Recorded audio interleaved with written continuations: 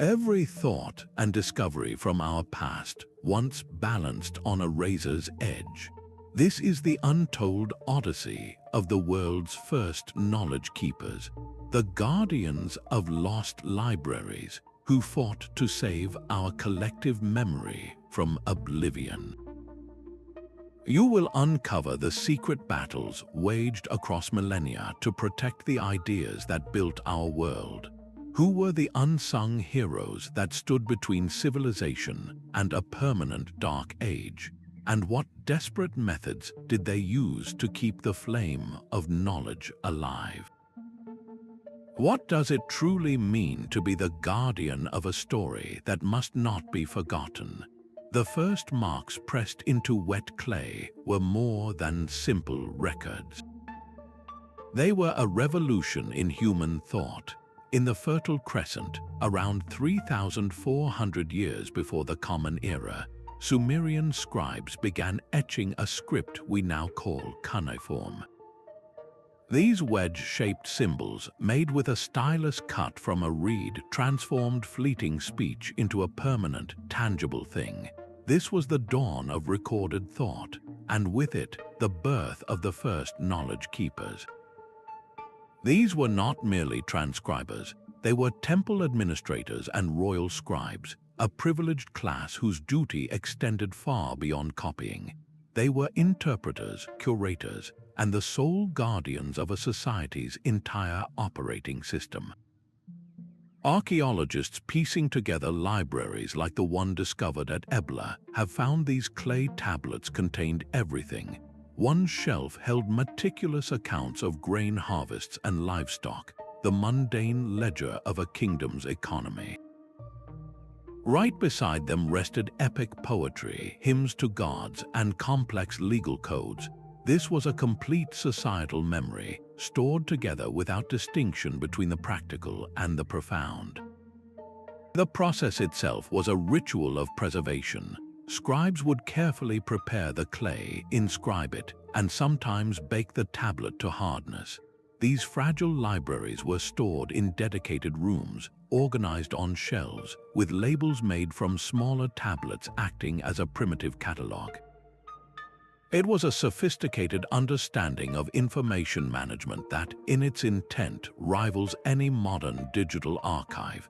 It reveals a profound truth. The impulse to collect, to organize, and to protect our collective knowledge is not a modern luxury. It is a foundational human trait, born the moment we first pressed a reed into clay and decided a story was too important to be forgotten. But these early collections were only the beginning. A new scale of ambition arose within the palaces of ancient kings. In the great hall of the Library of Ashurbanipal in Nineveh, the very air must have felt heavy with meaning. This was not a simple storeroom, but a labyrinth of chambers containing over 30,000 individual clay tablets. Here, you would find everything from meticulous records of celestial omens and advanced medical treatments to the timeless epic of Gilgamesh.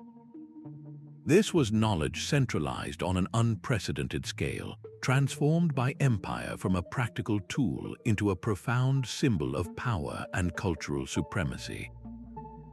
Assyrian kings understood that to rule a vast territory, you must also command its stories and its sciences. They employed entire teams of scholars, a state-sponsored intellectual class whose mission was to systematically copy, translate, and annotate texts gathered from every conquered land. This was not mere plunder. It was a deliberate act of synthesis, creating the world's first state-sponsored research institutions. The library became an active intellectual hub. Scribes did not just store tablets, they actively compared them. A medical text from Babylon might be cross-referenced with a pharmacological list from another region, with scribes adding their own notes in the margins. This practice of active scholarship required a new kind of professional, the librarian scholar, who was both curator and contributor. The discovery of these libraries by modern archaeologists gives us a stunning window into the complex minds of these ancient guardians. We can see their fingerprints in the meticulous catalogues, the annotations in a different hand, the very organization that sought to make a universe of information navigable. Their work, commissioned by kings for glory, ultimately ensured that the foundational thoughts of an entire civilization would not be entirely erased by the sands of time. They were building a fortress for the human mind, a model of preservation that would inspire even grander collections to come. The ambition of Nineveh would soon be eclipsed by a vision of unprecedented scale. In the new city of Alexandria, a dream was taking physical form, a library conceived not just to store knowledge, but to gather every single book in the known world. This was the ultimate fortress for the human mind, a beacon of learning funded by the vast wealth of the Ptolemaic dynasty. Their method for acquisition was as systematic as it was audacious. Every ship that docked in the bustling harbor was met by library officials. They did not seek trade goods but scrolls. Any book found on board was confiscated, not for theft but for copying. Scribes would create a duplicate to return to the ship's owner, while the original was added to the library's ever-growing collection. The goal was total completeness, an attempt to centralize all of human thought under one roof. Within its halls, this repository was not a silent tomb for texts but a vibrant, living heart of scholarship. The library attracted the greatest thinkers of the age, who were paid to do nothing but think, debate, and discover. Eratosthenes, the chief librarian, not only calculated the Earth's circumference with stunning accuracy, but also created the first map of the world incorporating lines of latitude and longitude. Aristarchus of Samos, gazing at the heavens from the same institution, proposed a radical heliocentric model of the solar system, an idea that would be lost and rediscovered centuries later. This was a place where knowledge was actively created, not just stored. To manage this flood of information, the library needed a system. A scholar named Callimachus undertook a monumental task, creating a work called the Pinax. This was not merely a list of titles. It was the first known library catalogue, a comprehensive bibliography that attempted to organize all of Greek literature by genre and author, complete with biographical notes and critical commentary. This was a quantum leap in information science, a framework for navigating a universe of ideas that laid the groundwork for every library catalogue that followed. Yet the story of the Library of Alexandria is shadowed by its tragic and debated end. There was no single, catastrophic fire that erased it in a day, but a long, slow decline through a series of conflicts and neglect. Its gradual disappearance serves as the most poignant lesson of all. It reminds us that no fortress, no matter how grand, is permanently secure. The vulnerability of a centralized repository, where all the eggs are placed in one basket, became starkly clear. This fragility forced knowledge to find other paths for survival, leading to a new chapter in its odyssey, where preservation would become a more distributed and sometimes more secretive endeavor. While the great libraries centralized knowledge, a quiet revolution was taking place in the hands of ordinary people. The technology of the book itself was about to be transformed, shifting from the unwieldy scroll to the compact codex. This was the ancient ancestor of the modern book, a simple but profound innovation of bound pages between covers. Its emergence around the 1st century of the Common Era would fundamentally reshape how knowledge was stored, shared, and ultimately preserved. The scroll, for all its elegance, was inherently fragile and impractical. Made from papyrus or parchment, it was a long, continuous sheet that had to be unrolled and re-rolled for reading, a process that stressed the material and limited quick reference. Its format was linear, forcing a reader to travel from beginning to end. The codex, by contrast, was a marvel of efficiency, By folding sheets and binding them along one edge, it created a durable, compact object. You could now flip directly to a specific passage, compare different sections side by side, and store a far greater volume of text in a much smaller space. This was not just an improvement, it was a complete reinvention of the reading experience. The economic advantage was undeniable. Both sides of the writing material could be used, a crucial saving on expensive parchment. A single codex could hold the content of multiple scrolls, reducing the cost and physical bulk of a library. This portability and affordability meant knowledge was no longer tethered to a grand hall or a royal treasury. It could now travel in a satchel, be stored on a simple shelf, and be owned by individuals. This democratization of the medium found its most passionate early adopters in Christian communities. They needed a durable, portable, and standardized format for their rapidly spreading scriptures and letters. The Codex was perfect for this mission, allowing them to compile the Gospels and Epistles into a single, cohesive volume that could be easily circulated among growing congregations across the Roman Empire. Their widespread adoption helped popularize the Codex, transforming it from a novelty into the standard format for the Western world. The knowledge keeper was no longer just a royal scribe in a palace or a scholar in a state-funded institution. Now, a monk in a remote monastery, a merchant in a city home, or a scholar in a private study could become a guardian of texts. This shift moved the responsibility for preservation away from a few centralized, vulnerable points and into a vast, distributed network of private hands and monastic cells.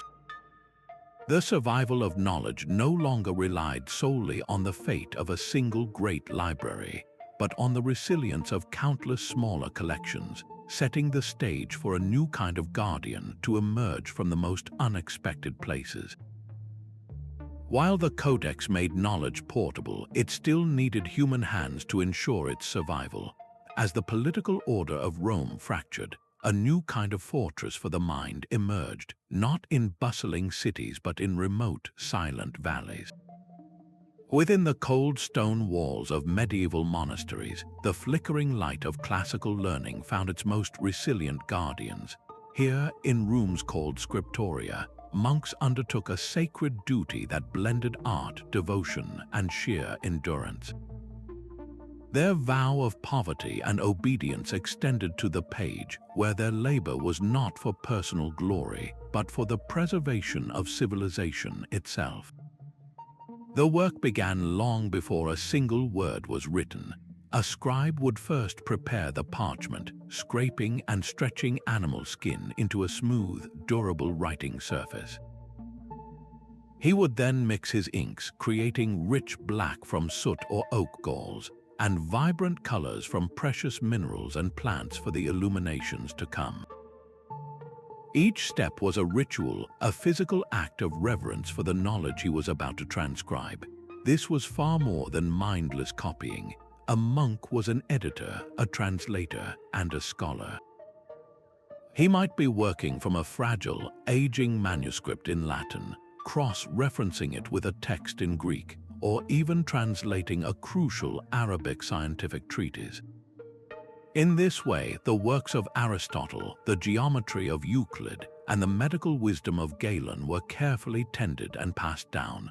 A single mistake could propagate for centuries, so the work demanded an almost superhuman focus. The most beautiful results of this devotion were the illuminated manuscripts. These were not merely books but breathtaking artworks. Scribes and specialist illuminators would spend months on a single page, adorning the text with intricate borders, gleaming gold leaf, and vivid illustrations that brought stories and concepts to life.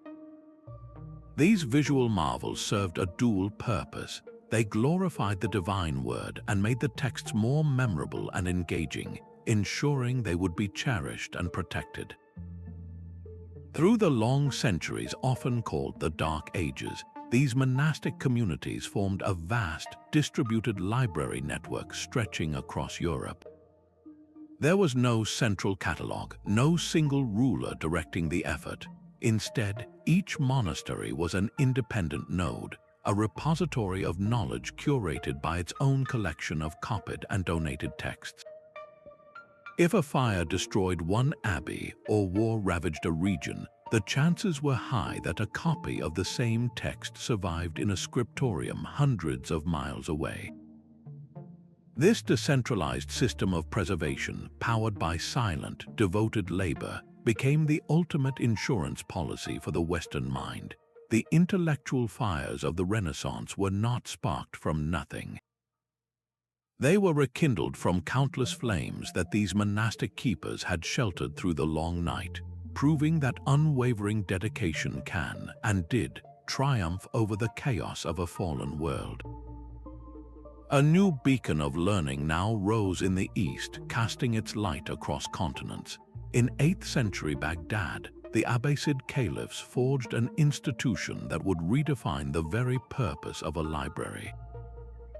This was the Beit al-Hikmah, the House of Wisdom, and it was conceived not as a silent archive, but as a bustling, international crossroads for the world's intellect.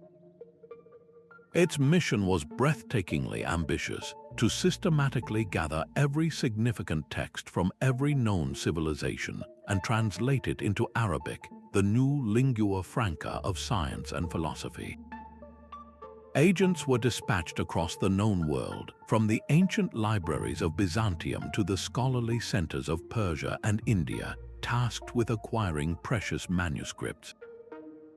They returned with the works of Aristotle and Plato, the medical texts of Galen, the astronomical masterwork of Ptolemy known as the Almagest, and sophisticated mathematical treatises from Sanskrit scholars. This was not a passive collection, it was a deliberate, state-sponsored campaign of intellectual conquest, fueled by an insatiable curiosity about the world. The true magic, however, happened in the translation rooms. Here, a diverse group of scholars, including Christians, Jews, and Muslims, worked side by side. A scholar like Hunayn ibn Ishaq did not merely translate Greek medical texts word for word. He would cross-reference multiple copies, correct errors that had crept in over centuries, and write extensive commentaries that expanded upon the original ideas. This was preservation through active engagement, a process that refined and advanced the knowledge it sought to save. The House of Wisdom was also a powerhouse of original discovery. It was here that the Persian scholar Al-Khwarizmi, building on Indian mathematics, systematized algebra and gave the world the decimal system. His name, immortalized in the word algorithm, signifies a foundational pillar of our modern world. In its halls, profound advances were made in optics, accurately describing how the human eye sees, and in medicine, where texts compiled here would become standard in European universities for centuries. This golden age demonstrates a powerful truth: knowledge does not simply endure, it thrives when it is allowed to travel, to be translated in every sense of the word, and to mingle across cultures. The legacy of Baghdad's great house proves that the most resilient knowledge is not that which is locked away, but that which is constantly shared, debated, and built upon by many minds. This model of multicultural scholarship, where the state actively fosters a culture of learning, would become a gift passed westward, a torch carried across the Mediterranean to ignite new fires of inquiry. While the great libraries and houses of wisdom were centers of light, knowledge refused to be confined. It hitched a ride on the world's oldest and most extensive network, flowing along the Silk Road not in chests of gold, but in the saddlebags of merchants and the satchels of pilgrims. This was an invisible, living web of ideas, a decentralized system of preservation that moved with the rhythm of camel caravans and the footsteps of solitary travelers. The goods that passed along these routes, silks and spices, were ephemeral. The ideas they carried, however, would reshape civilizations. Buddhist monks were among the most dedicated of these intellectual couriers. For centuries, they undertook perilous journeys from India into China and Central Asia, carrying palm leaf manuscripts of sacred sutras. Upon arrival, they faced the monumental task of translation, not just of language but of concepts, carefully adapting profound spiritual ideas into a cultural context that could understand and embrace them. This was not a simple transfer of data. It was a creative act of interpretation that allowed an entire philosophical system to take root in new soil and flourish for millennia. Scientific knowledge traveled with equal determination. In the great observatory at Samarkand, astronomers compiled incredibly precise tables charting the movements of the stars. These tables, written in Arabic, did not stay there. They journeyed westward, translated into Latin and other European languages, and eventually provided the foundational data that would help navigators chart the oceans and astronomers like Copernicus reconsider humanity's place in the cosmos. A single observation recorded in Central Asia could, centuries later, fuel a scientific revolution in Europe. Perhaps the most transformative cargo was not a text at all, but a technology. The secret of papermaking, invented in China, slowly migrated west along these trade routes. It reached the Islamic world, where it replaced more expensive parchment and papyrus, and was eventually carried into Europe. This was a revolution in the very medium of thought. Paper was cheaper, more versatile, and far easier to produce than any writing material that came before it. By making books more affordable and accessible, paper democratized knowledge itself, breaking it free from the exclusive control of wealthy institutions and placing it into countless new hands. The true heroes of this odyssey were the polyglot individuals who operated between cultures. They were the merchant who could speak 3 languages, the scholar pilgrim who translated a medical text in a caravanserai by candlelight, the anonymous scribe who adapted a story for a new audience. These informal knowledge keepers did not work for a king or a caliph. Their work was organic, driven by curiosity, faith, or simple commerce. They formed a resilient, global web of wisdom, ensuring that if a library burned in one part of the world, the ideas it held were already multiplying elsewhere, carried safely in the minds and manuscripts of 1,000 different travelers. This distributed model of preservation, born on the open road, would prove to be the most robust of all, quietly preparing the world for an explosion of learning that no single fire could ever extinguish. A new kind of institution was rising from the cobblestone streets of medieval Europe, one that would demand a new kind of library. In cities like Bologna, Paris, and Oxford, the first universities were forming, gathering masters and students in a collective pursuit of knowledge that required a stable, shared foundation of texts.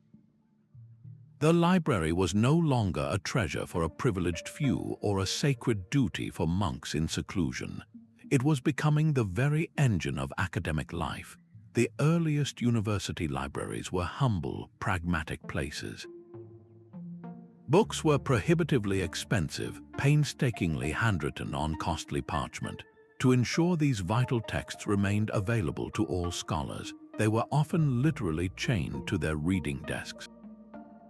A student would come to the library not to borrow a book, but to consult it in place, reading Aristotle's Logic or a volume of canon law, while it was secured by a chain fastened to the binding. This was knowledge as a fixed resource, to be used communally and protected from loss. The sheer demand for texts from a growing student body created an entire industry. Enter the stationers, the licensed book dealers of the medieval university town. They operated under strict university oversight, renting out approved copies of textbooks. A student would pay a stationer to borrow a specific text, not to keep, but to have it copied by a scribe. This system guaranteed that the copies in circulation were accurate and complete, a crucial form of quality control in an age before the printing press. The most ingenious innovation to emerge from this need for speed was the Pitia system. Instead of a single scribe laboring for months over one complete book, the university would hold an official, corrected master copy. This master was then broken down into separate sections, or Pitii.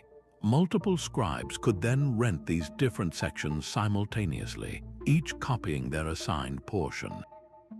It was a form of intellectual assembly line, dramatically accelerating the production of textbooks and making knowledge more accessible than ever before.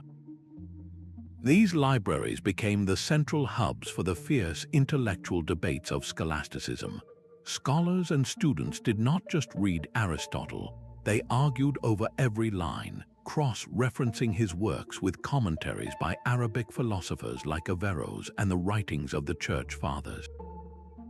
This required a library to hold not just one authoritative text, but a growing web of related and often conflicting sources. The librarian's role evolved dramatically in this new environment. He was no longer just a caretaker of scrolls. He was a custodian, a gatekeeper, and an academic administrator. He decided which texts to acquire, how to organize this expanding corpus for debate, and who had access to the most sought-after volumes. In this formal, institutional setting, the flow of information itself was being shaped and channeled, creating a model of academic preservation that would define scholarship for centuries to come. This system, however, was about to face a shockwave, a technological revolution so profound it would shatter the very economics of knowledge and put the power of preservation into the hands of the masses.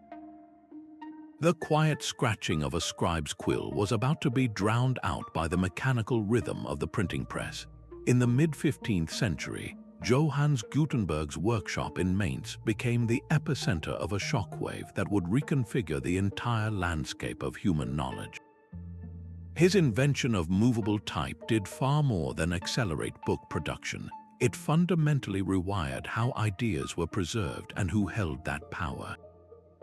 For the first time in history, a text could be replicated not just accurately but identically, and in numbers that were previously unimaginable. The singular, priceless manuscript was being replaced by the mass-produced, affordable book. This shifted the very burden of preservation away from a small, elite class of monastic and scholarly scribes and onto a vast, distributed network. Now, printers, publishers, and even individual readers became unwitting guardians in a new system of knowledge insurance. The resilience this created was revolutionary. Before the press, the loss of a library like Alexandria meant the permanent erasure of unique works. A single fire could extinguish a text forever. After Gutenberg, the destruction of one copy or even 100 copies was a tragedy but not an extinction event. Identical versions of the same book existed in libraries, shops, and private homes across a continent. Knowledge had achieved a new kind of biological immortality, surviving not in one vulnerable specimen, but through a thriving population of clones. This explosion of access, however, brought a new set of challenges that we still grapple with today. The same press that spread revolutionary scientific theories and profound literature could also pump out deliberate falsehoods, seditious pamphlets, and cheap forgeries at an unprecedented rate. How could a reader trust what was in front of them? This chaos necessitated the rise of a new class of knowledge keeper. Editors emerged to verify and refine texts before publication. Censors, both religious and state, attempted to control the flow of ideas they deemed dangerous, and bibliographers began the meticulous work of cataloging this flood of printed material, creating order from the chaos and helping to separate the authoritative from the apocryphal. The printing press had turned knowledge into a commodity, something that could be bought, sold, and owned by the masses. In doing so, it made our collective memory more robust than ever before. It set the stage for every information revolution to come, proving that the safest way to protect an idea is to set it free, allowing it to multiply in the minds and on the shelves of countless ordinary people. Yet this explosion of printed material created a new kind of sanctuary for knowledge, one built not by states or universities, but by private passion. Behind the ornate doors of Renaissance palaces and the studious quiet of a merchant's home, a parallel tradition of preservation was taking a deeply personal form. Wealthy merchants, noble patrons, and curious scholars began assembling their own microcosms of the world, known as wunderkammern or cabinets of curiosity.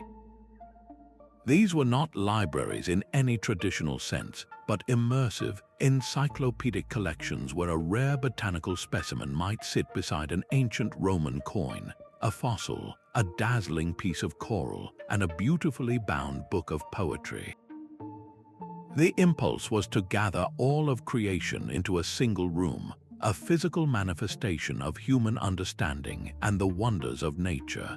The driving force behind these collections was a potent mix of intellectual curiosity, a desire for social prestige, and a genuine passion for the exotic. A Medici prince in Florence might fund voyages of exploration explicitly to acquire new treasures for his palace. He saw his collection as a symbol of his family's power and refinement, a private universe over which he ruled as both king and curator.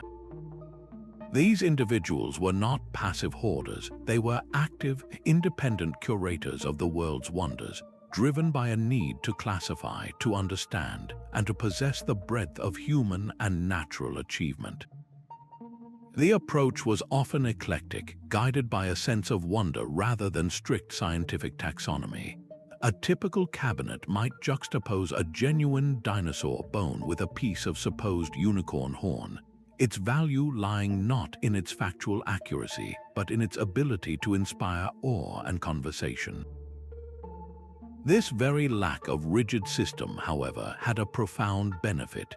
It preserved a vast array of unique items, manuscripts, and artifacts that fell outside the scope of formal institutions. A merchant's personal interest in foreign cultures could lead him to save indigenous maps and texts that no royal library would have thought to acquire. A nobleman's fascination with alchemy might preserve manuscripts on early chemistry that orthodox academia dismissed. The legacy of these private collectors is woven directly into the fabric of our modern cultural institutions. The massive, sprawling collection of a man like Sir Hans Sloane in England, which included tens of thousands of plant specimens, antiquities, and books, did not remain in his private home. His lifetime of obsessive gathering became the foundational core of the British Museum, the British Library, and the Natural History Museum in London. His personal passion, and that of collectors like him across Europe, was literally donated to the public, transforming private wonder into national heritage. This era demonstrates a powerful truth that the preservation of knowledge is not always a planned, institutional endeavor. Sometimes it is the product of a single individual's obsession, a desire to hold a piece of the world's mystery in their own hands. These private collectors, with their cabinets of curiosity, became unsung guardians, saving fragments of our past through the simple, profound act of caring for them.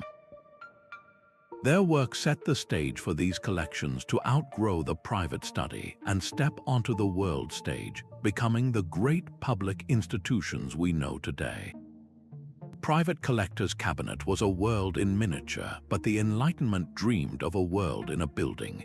This new vision demanded that knowledge escape the salons of the elite and become the rightful inheritance of every citizen.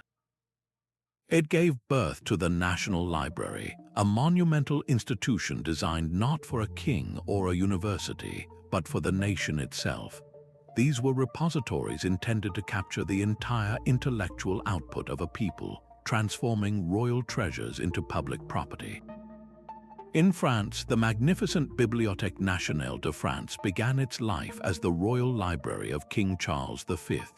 In England, the core of what would become the British Library was the personal collection of monarchs, housed in places like the old Codex Library. The pivotal shift was the creation of legal deposit.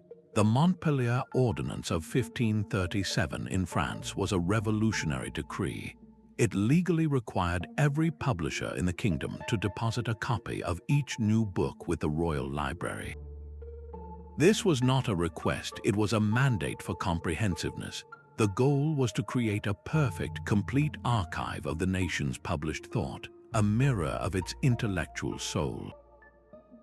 This single law created a new, overwhelming scale of preservation. The trickle of manuscripts became a flood of printed books, pamphlets, and periodicals. This deluge of material demanded entirely new systems of organization. How do you find a single volume in a collection that grows by thousands every year? Librarians became architects of information, developing sophisticated cataloging systems that moved far beyond simple lists. They created intricate classifications by subject, author, and geography, building vast, searchable paper databases that were the precursors to our digital indexes. The very architecture of knowledge had to change. These collections could no longer be housed in a palace wing. They required dedicated, monumental buildings designed for this specific purpose. Grand reading rooms with soaring ceilings offered space and light for public study, while behind the scenes, endless stacks of shelves were engineered to hold the ever-expanding weight of a nation's words. The National Library became a powerful symbol of cultural identity, a physical assertion of a nation's place in the world. It also served as the central hub for the Republic of Letters, that invisible network of Enlightenment thinkers who corresponded across borders. A scholar in Berlin could now reference a text held in Paris, knowing it was permanently preserved and systematically catalogued. This formalized the state's role as the ultimate guardian of its people's knowledge. For the first time, preservation was not an act of personal passion, religious duty, or academic necessity, but a public trust. It created a powerful new paradigm, the idea that a government has a responsibility to steward the collective memory of its citizens, safeguarding it for generations yet unborn. Yet for all the power of these national libraries, their mission was one of inclusion, defining a nation by what it chose to save. Across the ocean, a different story was unfolding, one defined by a systematic and catastrophic exclusion. The collision between the old world and the new triggered one of history's greatest intellectual tragedies, the deliberate annihilation of entire knowledge systems. When Spanish missionaries set fire to piles of Maya books in the Yucatan, they were not just burning paper made from fig bark. They were incinerating a civilization's memory, believing they were eradicating pagan lies. These Maya codices were not primitive scrolls. They were intricate, screenfold books filled with complex glyphs that recorded centuries of astronomical observations, detailed rituals, and historical chronicles. A single codex could contain the precise cycles of Venus, tables predicting solar eclipses, and the genealogies of kings. The missionary Diego de Landa, who presided over one of these auto-de-face, would later write, "We found a great number of books, and as they contained nothing but superstition and lies of the devil, we burned them all." In that single act, millennia of accumulated wisdom, unique to the American continent, vanished into smoke. The loss was equally profound in the Andes.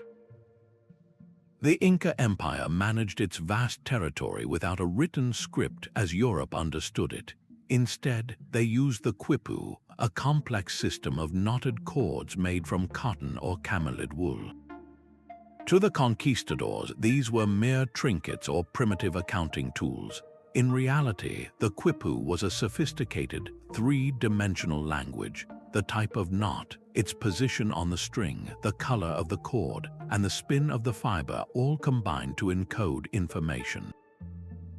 Trained specialists known as quipukamayaks could read these codes to record everything from tax censuses and storehouse inventories to epic poems and the lineage of rulers. It was a binary system of information storage, a tactile database that held the entire administrative and historical record of the largest empire in the Americas. The Spanish, intent on dismantling the Inca power structure, systematically identified and executed the quipukamayaks. They were the living librarians of this knot language, and with their deaths, the ability to read most quipus was lost forever. Today, scholars are like detectives trying to crack a code without a key, using computational analysis to search for patterns in the few hundred quipus that survived, hoping to hear the stories whispered in those silent knots. The few Maya codices that escaped the flames, such as the Dresden Codex, offer heartbreaking glimpses of what was lost. The Dresden Codex is a masterpiece of pre-Columbian science, containing incredibly accurate astronomical tables that allowed Maya priests to predict celestial events for centuries into the future. Its survival, likely spirited away from the fires and eventually finding its way to a European library, is a miracle. It stands as a silent witness to the grandeur of the system that was destroyed. This episode forces a difficult question. What does it mean to be a guardian of knowledge when you encounter a system you do not understand? The tragedy of the Americas is the ultimate cautionary tale. It underscores that preservation is not an automatic process. It is a fragile ethical choice, one that can be violently undone by the failure to recognize wisdom in an unfamiliar form. The legacy of this loss now informs the core ethics of modern archives and museums, which increasingly work with indigenous communities to repatriate not just objects, but the knowledge and cultural context they represent, a long overdue effort to mend a broken chain of memory. The Imperial Archive was a fortress of a different kind, built not to shelter knowledge but to weaponize it. As European powers carved up continents, their administrators embarked on a colossal project of documentation. In London, the India Office records swelled with mountains of paper, every tax roll, treaty, and topographic survey meticulously filed away. In Seville, the General Archive of the Indies became the ultimate repository for the entire bureaucratic memory of Spain's New World Empire, housing millions of documents detailing everything from ship manifests to reports on indigenous customs. This was information gathering on an industrial scale, a systematic effort to make vast, unfamiliar territories legible and therefore governable from a desk thousands of miles away. The men who filled these archives were a new breed of knowledge keeper, the colonial officer, the surveyor, the linguist. Their work was often driven by a genuine, if paternalistic, intellectual curiosity, but it was invariably in service to the imperial machine. The Great Trigonometrical Survey of India, for instance, was a staggering feat of scientific precision, mapping the subcontinent with unprecedented accuracy. Yet the same data that charted mountain ranges also guided troop movements and solidified territorial control. Linguists painstakingly compiled grammars and dictionaries of local languages, a scholarly pursuit that simultaneously enabled the dissemination of colonial law and the undermining of native literary traditions. This created a deeply contested legacy. These archives preserved an immense wealth of historical and cultural data that might otherwise have been lost, offering a crucial, if slanted, window into the past for modern historians and descendants of colonized peoples. But they are also monuments to appropriation, places where knowledge was stripped from its original context and repurposed as a tool of domination. The very act of cataloging a sacred text or a tribal land deed within a colonial filing system was an assertion of ownership over that culture's story. This raises a profound and ongoing question. who truly controls the narrative when the keys to the past are held in the vaults of the former colonizer. The records of a land dispute, for instance, are filed under the colonizer's administrative categories, telling the story from the perspective of the governor, not the farmer. Today, this has sparked a vital global movement to decolonize these archives. It is not about erasing history, but about recontextualizing it, about actively working to repatriate not just physical artifacts, but the knowledge and the authority to interpret them. Scholars and community leaders from formerly colonized nations are now journeying to these imperial archives, not as supplicants, but as investigators reclaiming fragments of their own heritage.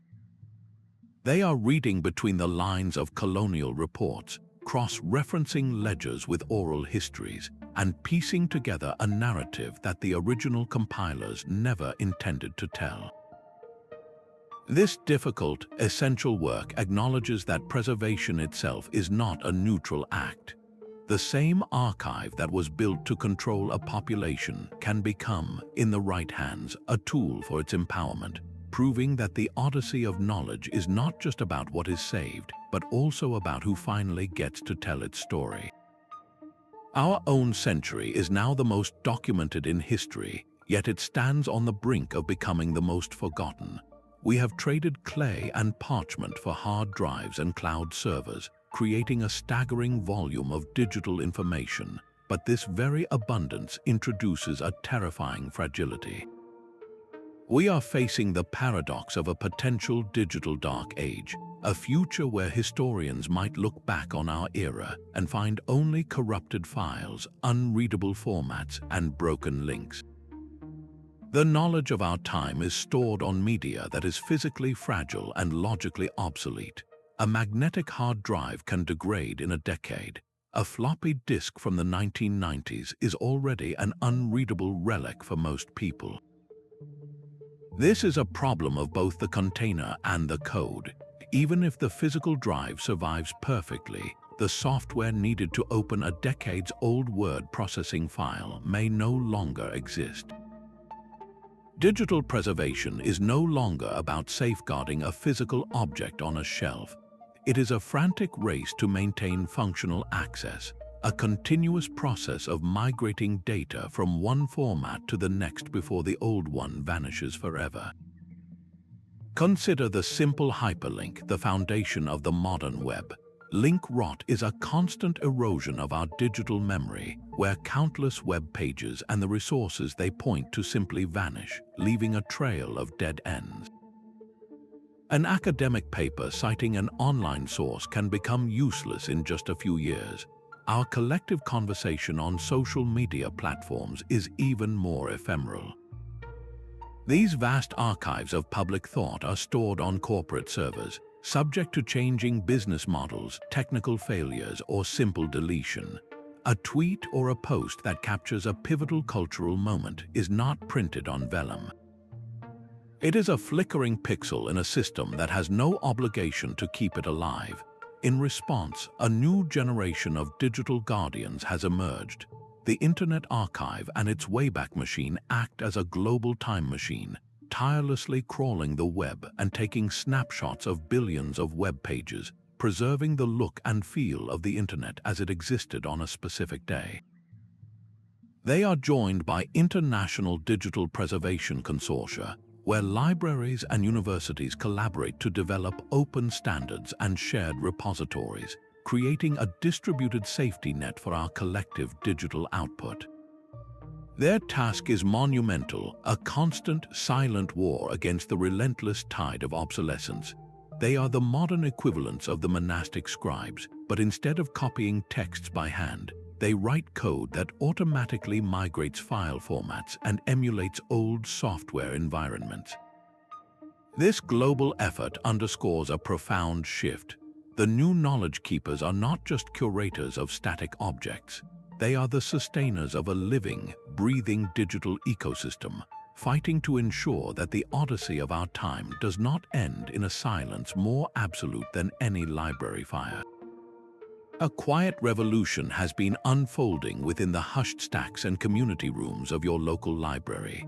The modern librarian is no longer just a gatekeeper of shelves, but has become a frontline defender of a fundamental principle: the public's right to know. This evolution from curator to activist represents one of the most critical shifts in the long odyssey of knowledge keeping. It is a role defined not by the books they protect, but by the intellectual freedom they champion for every person who walks through their doors. These guardians now operate under a strict ethical code, a professional vow to resist censorship and safeguard reader privacy against all pressures. When a parent or a political group demands a book be removed from the children's section, it is this ethical framework that guides the librarian's response. They do not make decisions based on personal opinion or popular demand. Instead, they follow a mandated process of review, often by a diverse committee, to assess the work's educational and literary merit. The goal is never to promote a single worldview, but to ensure the collection represents a plurality of voices and ideas, especially those from marginalized or underrepresented communities. This principle turns librarians into accidental warriors in culture war battles, standing firm against book ban movements that seek to narrow the scope of human experience available to young readers. Their defense is not of the content itself, but of the citizens' right to access it and make their own informed choices. This commitment to privacy is equally fierce. In the wake of laws like the United States Patriot Act, which granted government agencies broad powers to secretly demand library records, librarians became an unexpected line of defense for civil liberties. Many institutions began purging borrowing histories the moment books were returned, adopting a strict policy that what you choose to read is none of the government's business, and certainly none of theirs.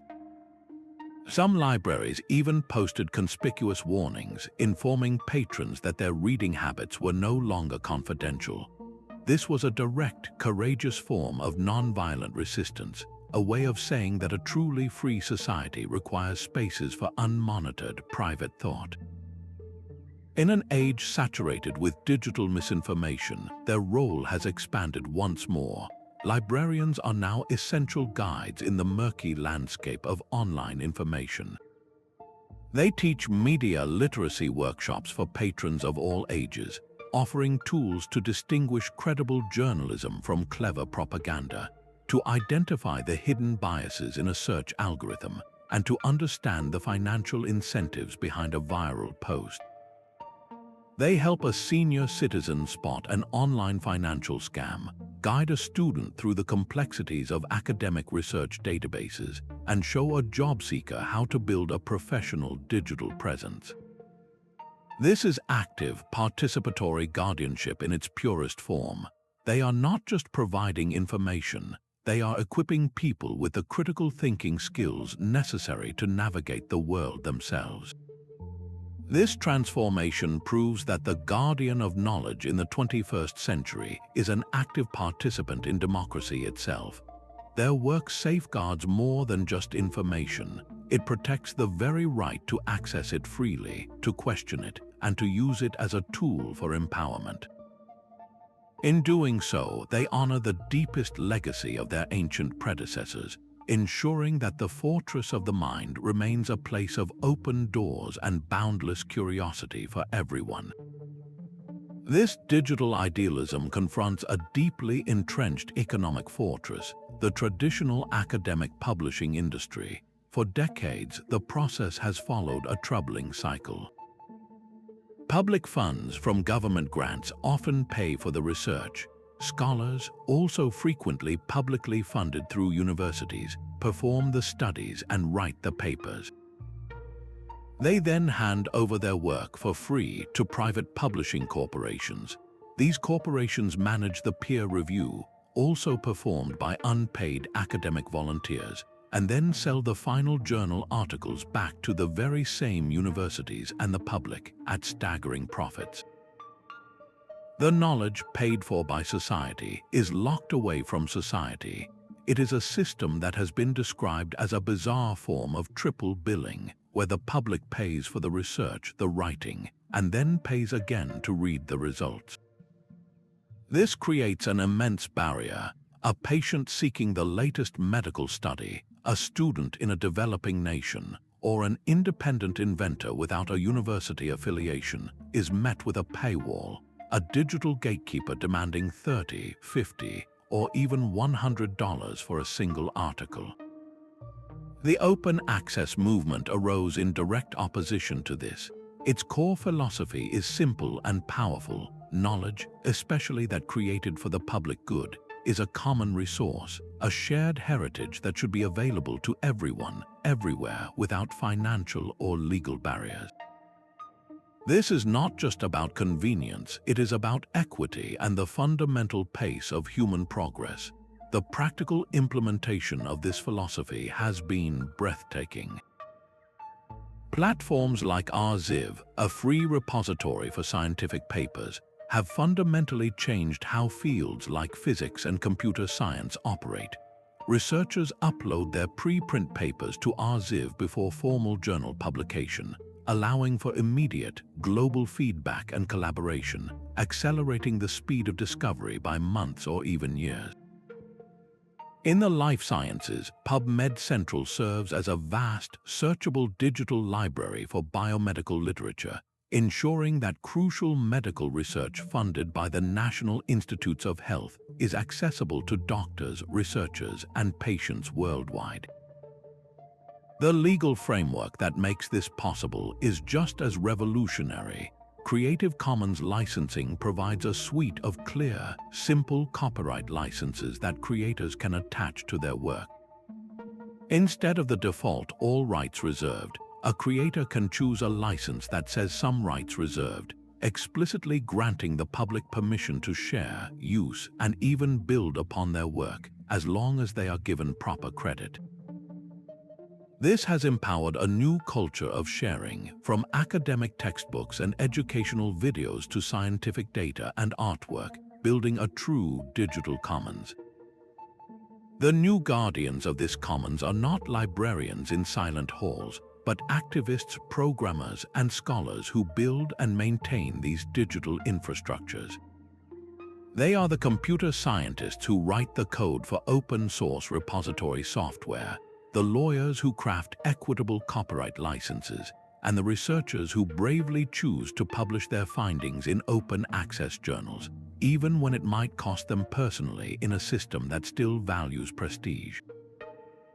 They fight political battles against powerful lobbying groups and work to create sustainable economic models for open publishing that do not rely on exclusionary paywalls. This model promises to democratize learning on a global scale, allowing a curious mind in a remote village with an internet connection to access the same cutting-edge research as a professor at an elite university.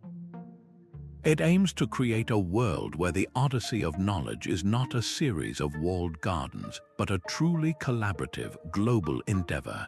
Yet the path forward is fraught with challenges. The economic power of the traditional publishing industry is immense, and the transition to open models requires navigating complex questions of funding and sustainability. The very ideal of a knowledge commons also faces political pressure from those who seek to control information. The struggle to keep this digital commons open and free is perhaps the defining battle for the next generation of knowledge keepers, a testament to the enduring truth that preservation is not a passive act, but a continuous, conscious choice to share. A different kind of library has always existed, one built not from ink and paper but from breath and memory. While empires were raising archives of stone and parchment, other cultures were perfecting a living, breathing form of preservation, passing entire worlds of knowledge down through the spoken word. These are the guardians of intangible heritage, and their methods represent a parallel odyssey of memory that challenges our very definition of a library. In West Africa, the griot is more than a storyteller. They are a living archive, a genealogist, a historian, and a musician, all in one. A griot does not simply recite history, they perform it, their voice becoming an instrument that carries the chronicles of empires and the lineage of families across centuries. The accuracy of this transmission is not left to chance. It is secured through rigorous training that begins in childhood and relies on sophisticated mnemonic devices, intricate rhythms, and melodic patterns that act as a mental filing system, locking vast amounts of information into a structured, unforgettable form.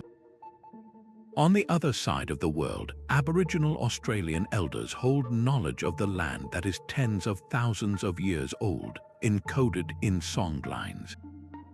These are not mere melodies, they are intricate acoustic maps of the entire continent.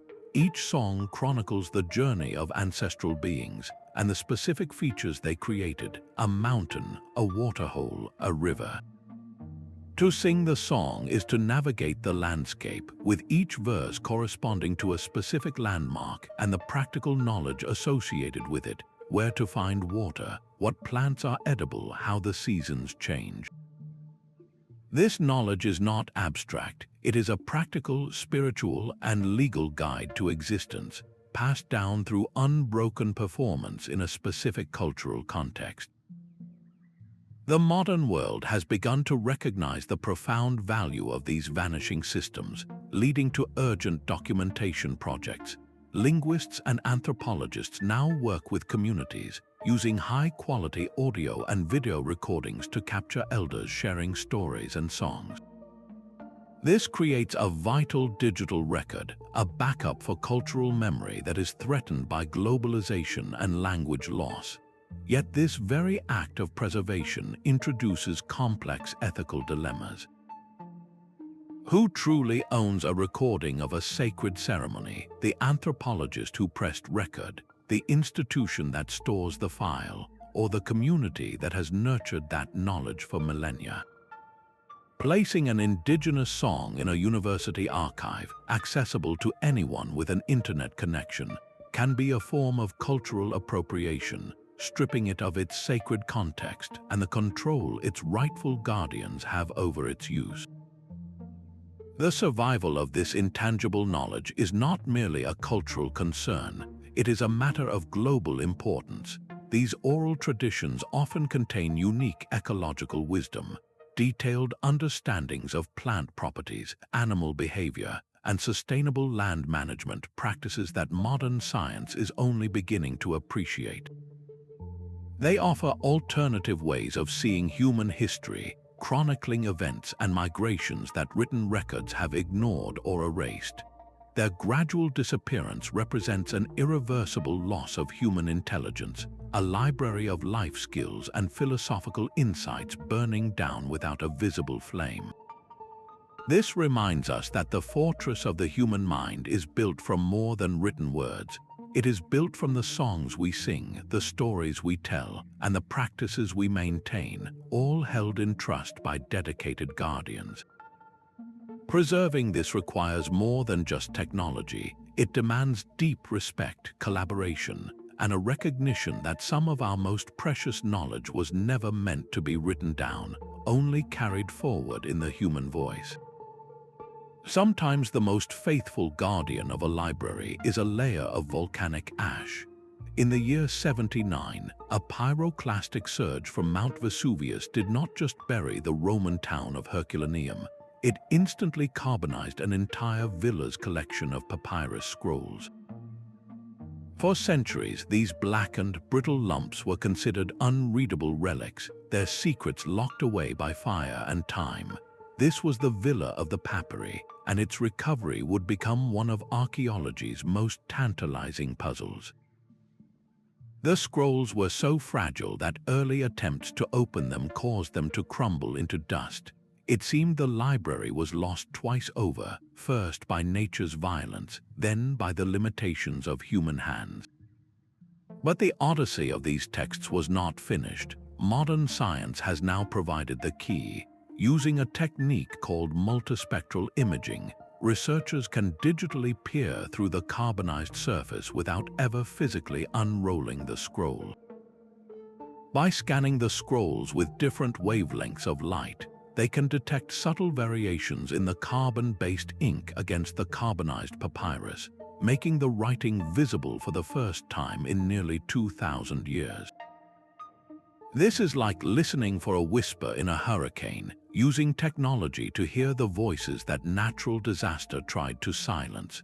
The contents are a breathtaking window into an ancient mind, believed to be part of the personal library of a Roman philosopher, possibly containing lost works from Greek and Latin masters.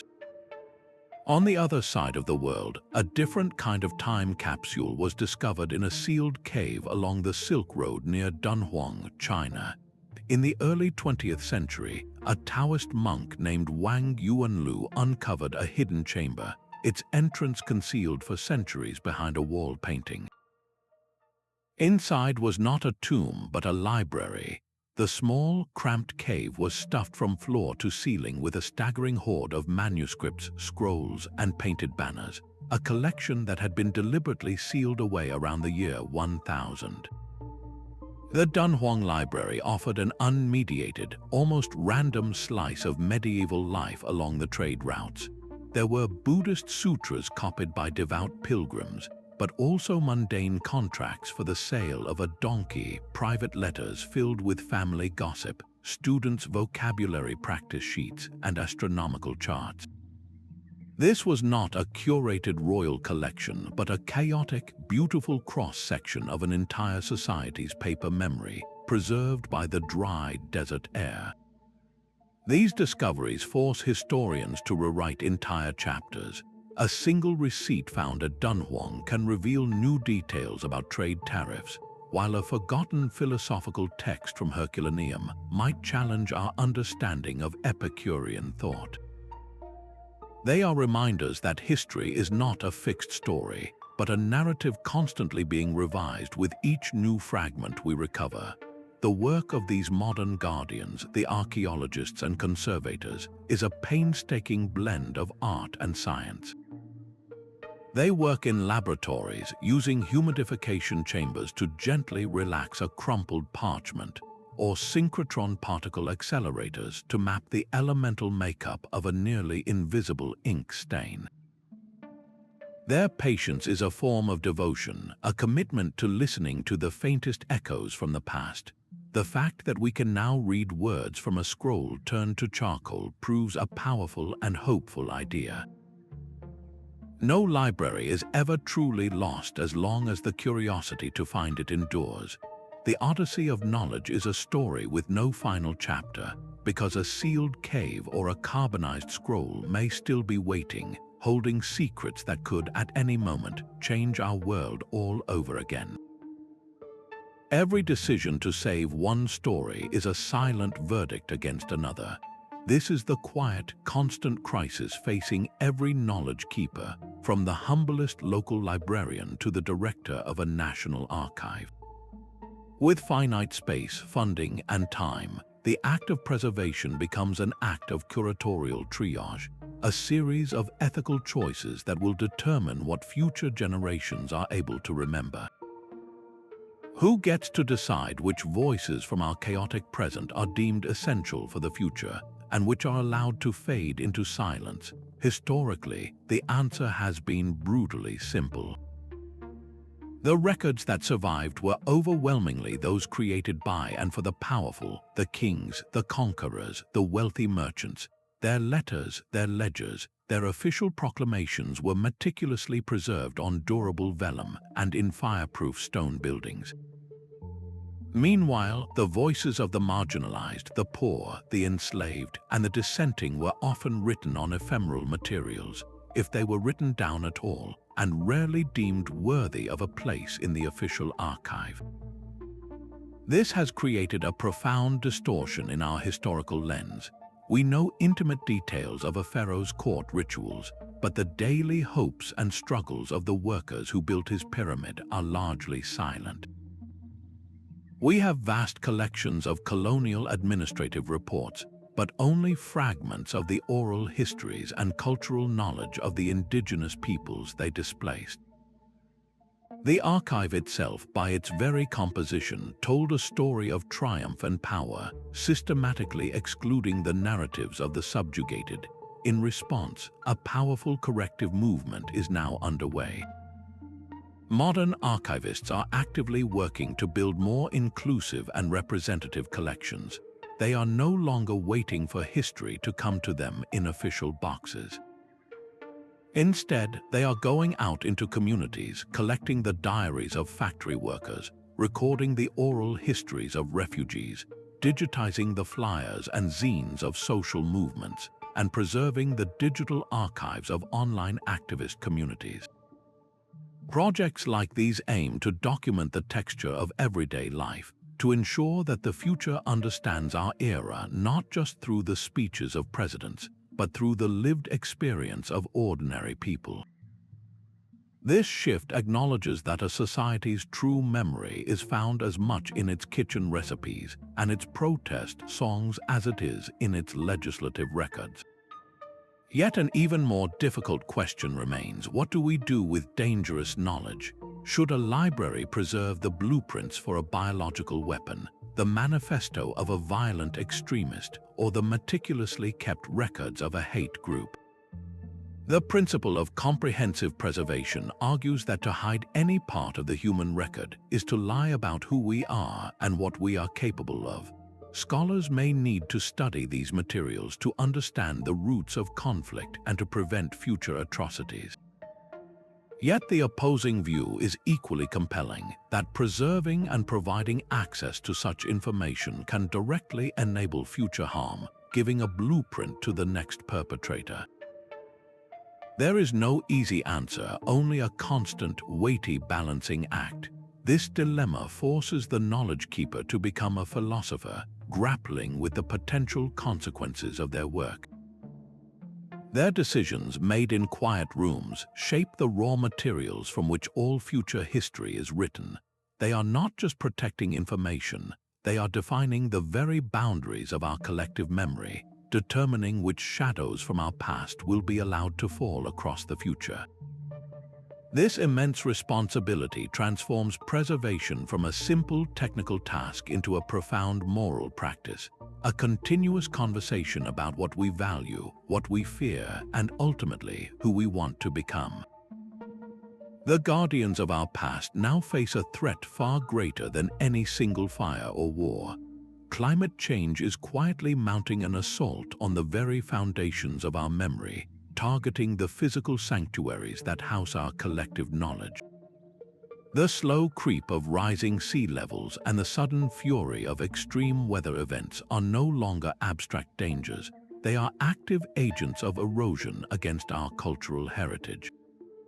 In 2014, the National Library of Serbia learned this lesson in the most devastating way.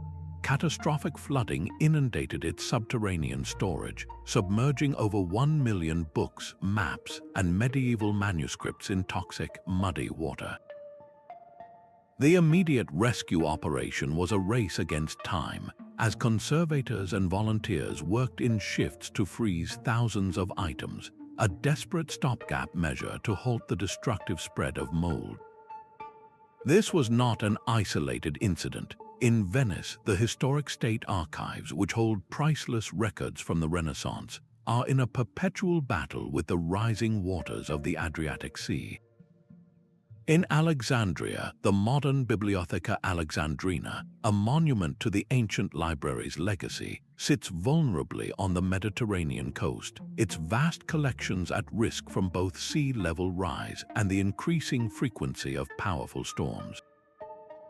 The enemy is not a conquering army, but a changing atmosphere, and it demands a new kind of warfare. This has given rise to an urgent field of disaster preparedness, where librarians and archivists must now become experts in environmental science and risk mitigation. The fight begins with the building itself. Sophisticated heating, ventilation, and air conditioning systems are no longer a luxury. They are a first line of defense, maintaining a constant, cool, and stable environment to slow the decay of organic materials like paper and parchment. But engineering can only do so much. The new gold standard in preservation is geographic distribution. Just as medieval monks created a decentralized network of scriptoria, institutions are now creating secure, climate-controlled vaults far from vulnerable coastlines. These remote arks, often built deep inside mountains or in geologically stable interiors, store backup copies of the world's most precious documents on durable, archival quality film, ensuring that even if one repository falls, the knowledge within it survives elsewhere. This monumental effort connects the fate of our past directly to the health of our planet, transforming every knowledge keeper into an unexpected environmentalist. Their work is a stark reminder that the preservation of human memory is now inextricably linked to the preservation of the Earth itself, a race to fortify our heritage against a threat that is slowly encircling every library, museum, and archive on the globe. The silent halls of our greatest libraries are now filled with a new kind of scholar, one that never sleeps and thinks in patterns invisible to the human eye. Artificial intelligence is stepping into the role of knowledge keeper, tasked with managing a digital legacy so vast it has become ungovernable by human hands alone. This is not a replacement of the Guardian, but an evolution, a partnership that could redefine our very capacity for memory. Machine learning algorithms now perform Herculean labors of organization, cataloging millions of documents in the time it would take a person to read a single page. They can scan centuries of handwritten letters, from elegant cursive to hasty scrawls, and transcribe them into searchable text with astonishing accuracy, unlocking personal diaries and official records that were once effectively mute. This pattern recognition extends beyond simple transcription. An artificial intelligence can be set loose across entire digital collections, drawing unexpected connections between disparate datasets. It might cross-reference shipping manifests from the 18th century with climate data, revealing how trade routes shifted during periods of drought. It could analyze thousands of political speeches to trace the evolution of a specific idea across generations, uncovering intellectual currents that no single scholar could ever perceive. These systems are also becoming our most vigilant sentinels against digital decay. They can monitor the entire ecosystem of file formats, predicting which ones are falling out of use and which software is nearing obsolescence, triggering preemptive migrations to safer, more modern standards before the knowledge they hold becomes trapped and unreadable. The restorative power of this technology is perhaps its most poetic application. Artificial intelligence can be trained to digitally restore damaged texts, filling in faded ink or reconstructing torn pages in a virtual space. There are even projects aiming to reconstruct entire lost works from surviving fragments and quotations found in other texts, like reassembling a shattered vase from its scattered pieces. Yet this powerful new guardian does not arrive without its own profound challenges. The intelligence of these systems is built upon the data we feed them, and our historical record is itself a deeply biased collection. An algorithm trained primarily on the texts of European male authors, for instance, may inadvertently learn to prioritize those voices and perspectives, further marginalizing others in its cataloging and analysis. The very patterns it finds can reflect the prejudices of the past, potentially hardening them into the architecture of our future memory. This reality makes human oversight more critical than ever before. The librarian or archivist is transformed from a hands-on curator into a supervisor, an ethicist, and an interpreter. Their role is to train the artificial intelligence to audit its decisions for hidden bias and to provide the crucial human context and ethical judgment that a machine cannot possess. They must ask the difficult questions that the algorithm cannot, ensuring that this new tool for preservation does not become an engine for distortion. This collaboration between human intuition and machine precision represents a fundamental shift in the Odyssey of knowledge. We are moving from being sole guardians to becoming conductors of an intelligent system, a partnership that holds the potential to not only preserve our story, but to understand it in ways we have never before dreamed possible. The quiet work of preservation is no longer confined to professional archivists. Today, anyone with an internet connection can become a guardian of our shared past. This is the era of the citizen archivist, a global movement that has democratized the very act of saving history, transforming preservation from an institutional duty into a collective civic endeavor. On platforms like Zooniverse, ordinary people log in from their living rooms to accomplish extraordinary feats. They might spend an evening transcribing the weathered entries from a 19th century whaling ship's log, carefully deciphering a captain's cursive to record weather patterns and wildlife sightings.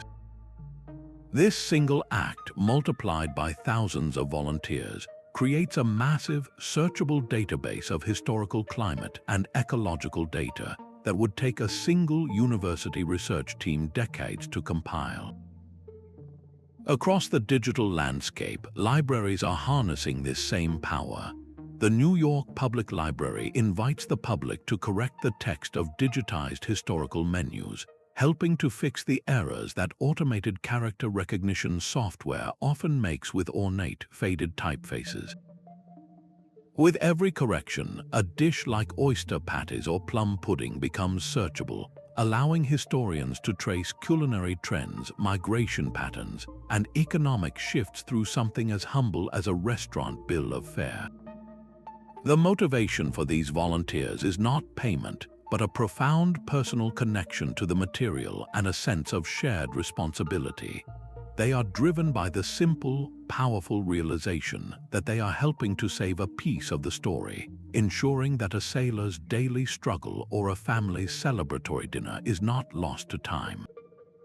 This distributed model of preservation is astonishingly resilient. It leverages the diverse skills and collective attention of a global community to tackle projects of a scale and complexity that would bankrupt any single institution. The work is done in snippets of spare time, during a lunch break or after the children are asleep, yet it adds up to a monumental force for safeguarding memory. This movement does more than just accelerate digitization. It forges a deeper, more intimate bond between the public and its heritage. When you spend an hour tracing the route of a ship on an old map or deciphering the handwriting of a soldier's letter, that history ceases to be an abstract concept in a textbook. It becomes a personal discovery, a story you helped rescue from obscurity. This active participation turns everyone into a stakeholder in our collective past, proving that the Odyssey of knowledge is not a spectator sport, but a grand, collaborative journey where every contribution, no matter how small, helps to light the way forward. This silent dedication raises a profound question about the human spirit. What inner force compels a person to spend a lifetime in quiet rooms, preserving words they may never see used for a future they will never meet? The psychology of the knowledge keeper is a unique blend of humility and immense purpose, a drive that transcends any single era or technology. It begins with what we might call the archival impulse, a fundamental human need to leave a mark, to shout into the void that we were here and that what we learned matters. This is the same urge that inspired a hand to paint on a cave wall, and it lives on in the modern librarian meticulously cataloging community newsletters. It is a deep-seated conviction that stories, data, and ideas are not disposable, but are the very threads from which the fabric of civilization is woven. For the medieval scribe, this impulse was often framed as a sacred duty to God. His labor was an act of devotion, a physical prayer inscribed onto parchment. He believed that preserving a religious text or a piece of classical philosophy was not just a scholarly task, but a vital service to his community and to God's creation. The potential for personal glory was non-existent, the work was anonymous, and the reward was the quiet certainty that he had helped anchor a flickering light against the encroaching dark. This sense of responsibility for the unborn is a constant thread. Modern archivists speak of a powerful ethical obligation, a feeling of being a temporary steward in a long chain of custody that stretches back millennia and forward into an unseen horizon. They are the current caretakers of a conversation that began long before them and must continue long after. This mindset transforms a job into a vocation. It is the reason an archivist will don white gloves to handle a crumbling letter from the Civil War, understanding that they are not just touching paper, but safeguarding a human voice from a pivotal moment in time. They speak of the privilege of their position, of being the first person in centuries to read a forgotten diary or to unfold a map that guided an explorer. There is a profound intimacy in this work, a direct connection to the past that fuels their perseverance through budget cuts and public indifference. The core motivation that unites them all, from the monastic copyist to the digital curator, is a radical faith in the transformative power of information itself. They have seen how a single book can change a life, how a rediscovered document can alter our understanding of history, and how access to knowledge is the bedrock of a free and functioning society. Their quiet work is in essence a profound act of optimism. It is a bet on the future, a belief that the generations to come will be wiser, more just, and more capable if they have access to the full, unvarnished record of who we were.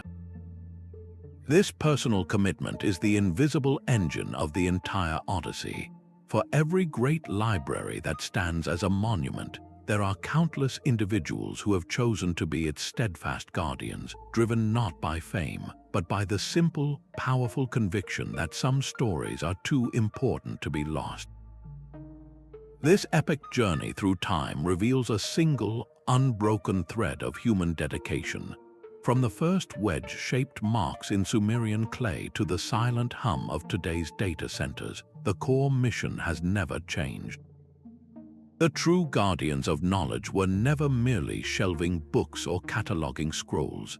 They were and remain the defenders of our collective memory, the architects of our identity, and the quiet engineers of all human progress. Their unwavering labor, often conducted in the shadows of war, decay, and profound indifference, is the invisible foundation upon which every new discovery is built. It is the reason our civilization does not have to start from zero with each passing generation. We stand now at a unique crossroads, surrounded by more information than any society in history, yet facing unprecedented threats of digital decay and deliberate misinformation. The legacy of every scribe, every monk, every librarian, and every digital archivist is now a direct call to action. It is an invitation for each of us to join this timeless odyssey. To become knowledge keepers in our own right means to consciously value the information we consume, to protect the truths we uncover, and to contribute our own stories to the ever-expanding record of humanity. This is not a closed chapter from history. It is an ongoing mission that demands our vigilance, our critical thinking, and our active participation. The fortress of the human mind requires every one of us to stand guard. We would love to hear what part of this epic story resonated most deeply with you.